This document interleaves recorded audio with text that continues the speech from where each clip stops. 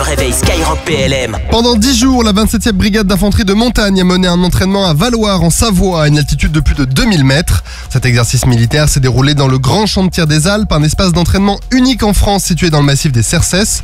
Il s'agit du seul endroit où les unités de montagne peuvent s'entraîner dans des conditions hivernales. Cet entraînement annuel permet à tous les membres de la brigade de s'exercer ensemble, que ce soit les chasseurs alpins, l'artillerie de montagne, la cavalerie de montagne, le génie ou les transmetteurs de montagne. Ils se sont ainsi entraînés sur 3 axes: le travail interarmes au sein de la brigade, le niveau interarmé avec l'intégration d'éléments de la composante aérienne et enfin une dimension interalliée avec la participation à l'exercice d'artilleurs italien. L'objectif principal de l'entraînement était de perfectionner les automatismes liés au stationnement, au déplacement et au tir en montagne. Pour s'y entraîner, les militaires français ont utilisé des mortiers de 120 mm et des canons César. Les troupes françaises poursuivent leurs opérations en Europe. La semaine passée, la compagnie d'infanterie légère qui est déployée depuis fin août en Estonie a réalisé un exercice de combat urbain en Lettonie dans la ville de Skrunda. La séquence a aussi permis de faire évoluer la compagnie française aux côtés d'une unité de la garde nationale lettonne et de marquer le développement de l'évolution des liens entre les deux armées et de leur savoir-faire commun. En Roumanie, la semaine écoulée avait pour thème l'exercice de tir de grande ampleur Eagle Fury qui mobilisait les composantes françaises et belges du bataillon multinational sur le camp de Cincu. Près de 900 militaires ont pu éprouver les procédures communes au tir de petit et moyen calibre, c'est-à-dire du pistolet à la mitrailleuse ainsi qu'au tir de mortier. Un autre exercice baptisé Eagle Sapeur a lui permis aux unités du génie français et belge du bataillon multinational de s'entraîner aux côtés de leurs homologues roumains au franchissement de cours d'eau et au maniement d'explosifs.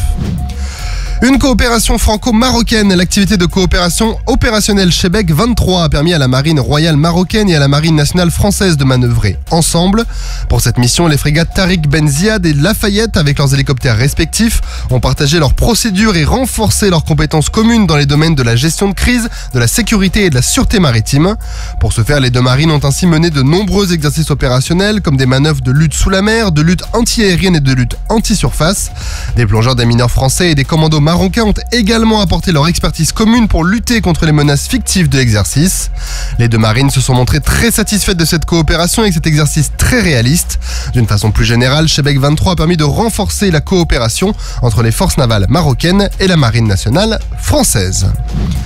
Et au Proche-Orient, 2 jeunes sapeurs du 25e régiment du génie de l'air ont profité de leur déploiement sur la base aérienne projetée au Levant pour être formés à l'utilisation d'un fondoir à bitume, ce qui constitue une étape cruciale dans l'entretien de pistes aéronautiques. Cette base accueille en effet plusieurs types d'aéronefs qui utilisent les pistes pour décoller et atterrir, mais également parfois pour leur réparation. L'entretien de son revêtement est capital puisqu'il permet d'éviter les grosses dégradations liées à l'apparition de fissures et des infiltrations d'eau. Le fondoir à bitume permet justement de colmater les fissures pour réparer des surfaces en réalisant un joint à chaud. La formation comprenait des aspects théoriques et pratiques. Durant leur instruction, les deux militaires ont notamment pu apprendre la chronologie des travaux à effectuer et les règles de sécurité à appliquer. Ils ont ensuite eu l'occasion de mettre leurs nouvelles connaissances en pratique dans une mise en situation d'abord, puis rapidement dans une situation réelle de réparation. Sur terre, sur mer, comme dans les airs. Skyrock PLM, en équipe avec Uneo, la mutuelle des forces armées.